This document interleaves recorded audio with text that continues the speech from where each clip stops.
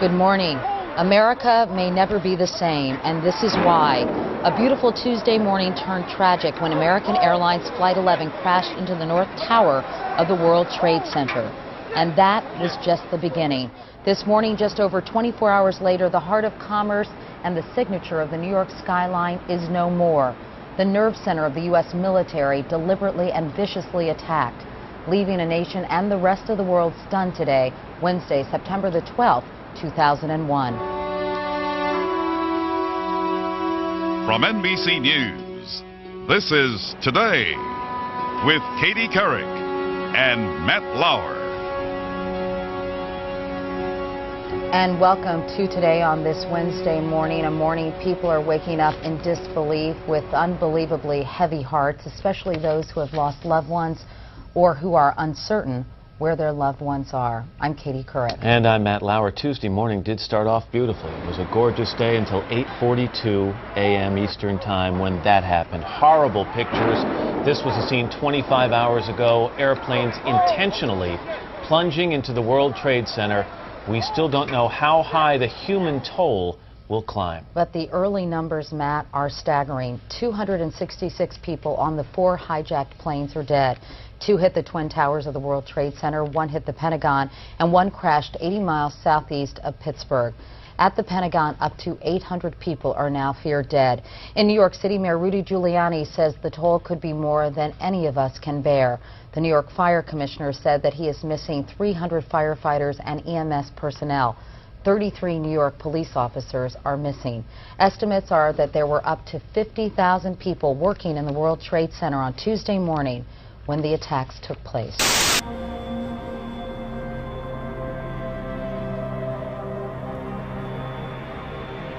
On September the 12th, after recovering from the initial shock of the day, people realized that we were in a different kind of war. There's a group of thugs who used American assets to kill thousands of citizens on our own soil. That was a new reality. I think everything changed that day. Before September 11th, those types of things, you know, they would be on the news, but they happened in faraway places. They didn't happen in New York City. They didn't happen in Pennsylvania. They didn't happen in, you know, in Virginia or D.C. They happened in foreign countries. You know, terrorist attacks were always somewhere else. Maybe we felt like we were immune from that kind of thing, but everything changed that day. And I can just remember it was a very surreal experience. Changed the way that we feel about our safety and our country. And remember thinking, you know, something like that could happen here. It was just, it was very unnerving. It was very scary. I have not flown since then. I don't want to ever fly. September the 11th was a monumental day in our nation's history. It was a significant day, and it was obviously, it changed my presidency. I went from being a president that was primarily focused on domestic issues to a wartime president. Something I never anticipated, nor something I ever wanted to be. President Bush has just now landed in New York City, and then he will be transported to Ground Zero to view the death and destruction caused by Tuesday's terror attack. We headed down into the site itself.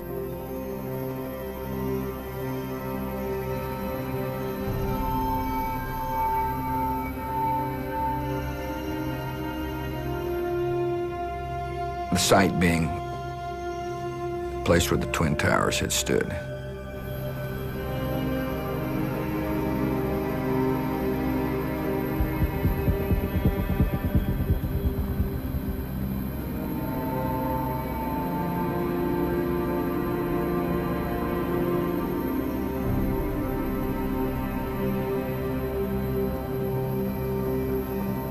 From the air, it looked like a giant scar, but when I actually got to the site,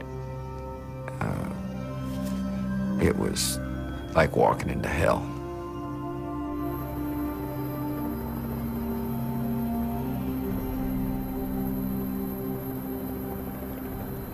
There was still smoke in the air,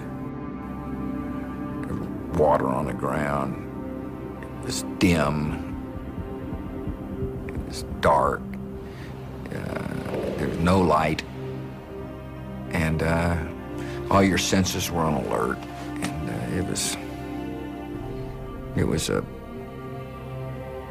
was a ugly scene. I had a player on my team who was a 6th grader in my class. He lost his father on the airplane that crashed into the Pentagon. You know, every time September 11th comes up, I always think about Zach. I always wonder how he's doing, and you know, always think about him. And I had kids come up through the years. I was there through 2007. Always had kids come up through the years. Every now and then would be, like I had a set of twins the following year that had lost both parents on the plane. It touched everybody up there. In Northern Virginia, there's such a, just thousands and thousands of government jobs, military jobs, government jobs. We had a lot of parents that worked in the Pentagon. I had 2 close neighbors that worked in the Pentagon. They were unharmed, but that day was just really unnerving, you know, wondering about the safety of everybody that you knew that was in that area. This is my favorite photo. The teachers all received this, I think, in our county. Anyway, this is September 12th, and the Pentagon, the day after, all the Arlington County firefighters putting this flag was enormous. It was on display at the Smithsonian for quite some time. But I had a student, had a number of students that were locally, or that were touched immediately by that tragic day. One of my students, his dad, is on top of the Pentagon helping put the flag out. I thought that was pretty cool. The terrorists never won. They may have thought they won. You know, they inflicted terrible damage on people's lives and on our economy, but they were never going to defeat America.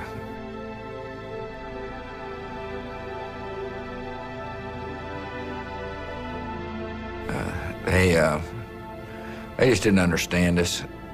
They didn't know that we were a nation of compassionate, kind people who were very courageous and would not yield to their barbaric tactics.